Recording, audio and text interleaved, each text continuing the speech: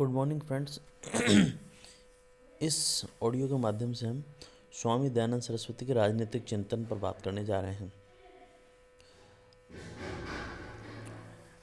मूलतः स्वामी दयानंद सरस्वती एक सामाजिक और वैदिक सभ्यता और संस्कृति के हिमायती या मुख्य विचारक होने के नाते उनका राजनीतिक चिंतन मुख्यतः स्पष्ट नहीं प्रतीत होता है, लेकिन उनके धार्मिक और सामाजिक जीवन के साथ उनके राजनीतिक विचारों पर अगर विस्तार से अध्ययन किया जाए या गंभीरता से अध्ययन किया जाए तो कुछ राजनीतिक चिंतन के विचार स्पष्ट रूप से सामने आते हैं।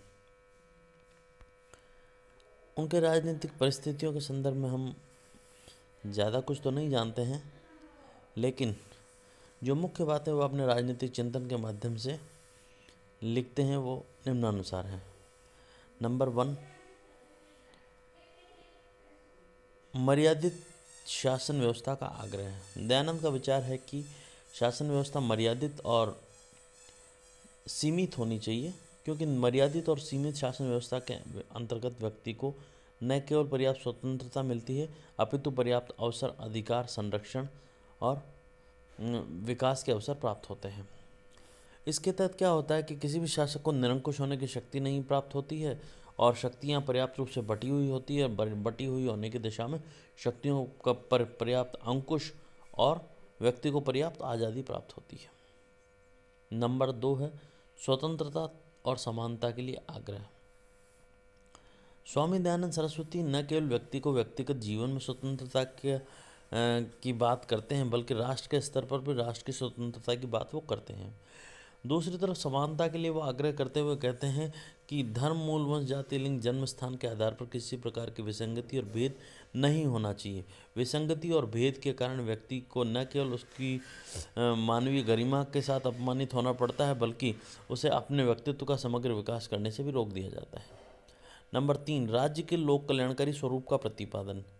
दयानंद ने राज्य के हस्तक्षेपवादी सिद्धांत को अस्वीकार करते हुए इस बात पर बल दिया है कि राज्य का कार्यक्षेत्र यथासंभव व्यापक और समाज कल्याणकारी होना चाहिए। राज्य के संदर्भ में दयानंद सरस्वती कहते हैं कि व्यक्ति के व्यक्तित्व का समग्र विकास और बहुआयामी विकास तभी संभव है जब राज्य उसके जीवन में एक सहयोगी और एक सकारात्मक संस्था के रूप में कार्य करे। राज्य व्यक्ति के जीवन में एक ऐसी संस्था के रूप में कार्य करे कि व्यक्ति का सर्वांगीण विकास हो सके, क्योंकि राज्य के बिना व्यक्ति अपने व्यक्तित्व का विकास नहीं कर सकता है। इसलिए राज्य के कार्यक्षेत्र को व्यापक और कल्याणकारी रखने की बात दयानंद सरस्वती करते हैं।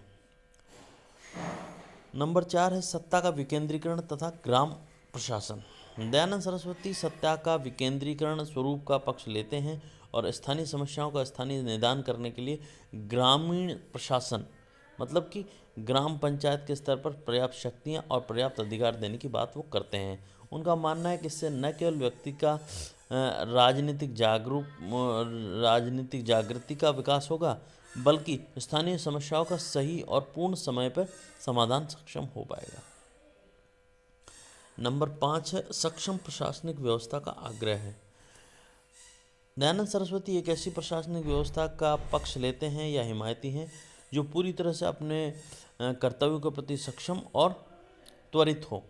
एक ऐसी प्रशासनिक व्यवस्था जो जनता के प्रति पूरी तरह संवेदनशील और उन जनता के अधिकारों और कर्तव्यों के प्रति पूरी तरह से सजग और निष्ठावान हो।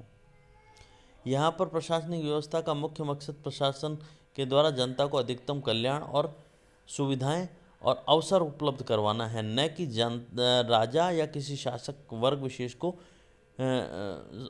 संपन्न या स्वार्थ सिद्ध करना है।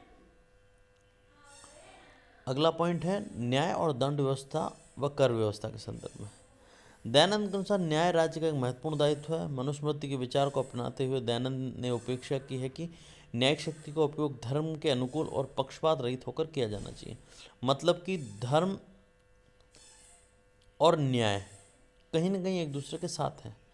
न्यायिक व्यवस्था या दंड व्यवस्था ऐसी होनी चाहिए जो धर्म के अनुकूल हो, न कि निरंकुशता पर आधारित।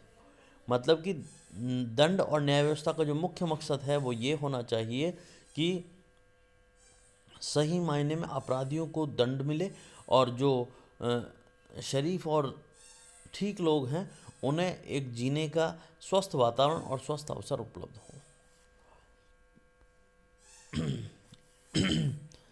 नंबर 7 है अंतर्राज्य संबंध और सैन्य व्यवस्था तथा युद्ध।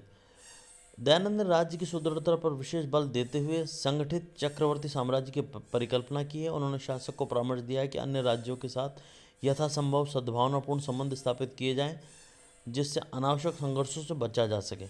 लेकिन इसके बावजूद भी राज्य की सुरक्षा के लिए संकट उपस्थित हो सकता है, अतः राज्य की सुरक्षा के लिए समुचित व्यवस्था की जानी चाहिए। वैदेशिक संबंधों के संबंध में जनता के हित और राष्ट्रीय हित को ही सर्वोच्च महत्व दिया जाना चाहिए। उन्होंने शासक से अपेक्षा की है कि वह सुदृढ़ और संगठित दूत व्यवस्था और गुप्तचर व्यवस्था को अपनाए, जिससे कि शासन अन्य राज्यों की गतिविधियों और आदि का निरंतर ज्ञान प्राप्त कर सके और अपने राज्य को उचित स्थिति में बनाए रख सके। राज्य की सैन्य शक्ति ऐसी संगठित और समर्थ होनी चाहिए कि किसी भी बाहरी आक्रमण का प्रतिकार वो कर सके। लेकिन दयानंद का यह स्पष्ट विचार है कि आक्रामक युद्ध का मार्ग नहीं अपनाना चाहिए। दयानंद ने युद्ध के दौरान भी युद्ध के नियमों के प्रति निष्ठा और नैतिक और मानवीय मूल्यों के प्रति आस्था को महत्वपूर्ण स्थान माना दिया है। सार्वभौमिक मानवतावाद या अंतर्राष्ट्रवाद के जनक, ये आखिरी और अंतिम बिंदु है। स्वामी दयानंद हिंदू पुनरुत्थानवाद के प्रतीक तो थे ही साथ वे अंतर्राष्ट्रीयवाद और सार्वभौमिक मानवतावाद के पुजारी हैं। उन्होंने इस्लाम ईसाई मतों का खंडन किया था, लेकिन इस कार्य में न तो किसी प्रकार का संकुचित दृष्टिकोण उनका था और न ही कोई द्वेषभाव। कहते हैं कि उन्होंने मानव धर्म को सबसे बड़ा धर्म माना और मानवीय सेवा को सबसे बड़ी सेवा मानी है। धन्यवाद।